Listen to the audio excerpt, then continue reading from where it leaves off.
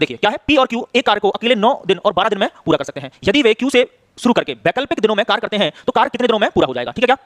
वैकल्पिक मतलब अल्टरनेट, एक दिन छोड़कर किसी दिन, ऐसे पहले दिन कोई एक काम करेगा फिर दूसरे दिन कोई और व्यक्ति काम करेगा, ऐसा चल रहा है। ठीक है क्या? तो यहां देखते हैं हम क्या है कि भाई पी है और क्यू है। पी और क्यू जो है वो काम कर रहे हैं कितने कितने दिन में? ये कर रहा है 9 दिन में और ये कर रहा है 12 दिन में। एलसीएम क्या आएगा बोलो? 36। ये जो एलसीएम होता है वो क्या होता है भाई? यहाँ टोटल वर्क का काम करता है। तो एलसीएम होता है वो क्या होता है? Total work. समझे क्या? अब इसका डिवाइड करेंगे हम, 9 का डिवाइड करेंगे तो कितनी बार होने वाला है? 4 बार। 12 का डिवाइड करेंगे तो 3 बार। डिवाइड करने पर जो यूनिट आया, जो वैल्यू आई है, यही क्या है? एफिशिएंसी है। और ये क्या है? ये भी एफिशिएंसी है। ये जो 4 एफिशिएंसी वो किसकी है? पी की। ये 3 एफिशिएंसी वो किसकी है? क्यू की। अब आपसे ये पूछा गया है कि वैकल्पिक दिनों में, मतलब पहला दिन और दूसरा दिन, भाई कौन शुरू कर रहा है? यदि वे क्यू से शुरू करें, कितना भाई? क्यू से। पहले दिन क्यू काम करेगा, दूसरे दिन पी काम करेगा, ये कंडीशन है। तो पहले दिन अगर क्यू काम करेगा तो क्यू उतना काम करेगा जितनी उसकी एफिशिएंसी है। कितनी एफिशिएंसी है भाई क्यू की? 3। तो पहले दिन क्यू आएगा तो 3 काम करेगा। फिर दूसरे दिन कौन आएगा भाई? पी। तो पी उतना काम करेगा जितनी इसकी एफिशिएंसी है। तो हम यहां देख सकते हैं इस बॉक्स में, मैंने एक बॉक्स बना दिया ना, ये 2 दिन का बॉक्स है। कितने दिन का बॉक्स है? 2 दिन का। इस 2 दिन के बॉक्स में आप देखेंगे कि भाई ये एक दिन और ये दूसरा दिन। तो मैं यहां लिख सकता हूं कि 2 दिन बराबर टोटल कितना काम हुआ? 3 काम तो किया क्यू ने और 4 काम किया किसने? पी ने। तो टोटल काम कितना हुआ? काम हुआ 4 और 3 7 काम। क्लियर है क्या?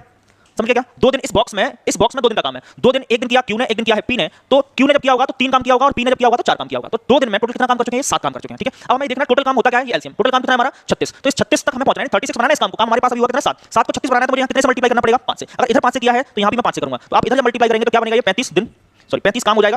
ये क्या हो जाएगा? 35 काम हो जाएगा। देखिए क्या हो रहा है? ये हो रहा है हमारा 35 काम। इधर भी 5 से कर रहे हैं तो कितना हो गया? 10 दिन। समझे क्या?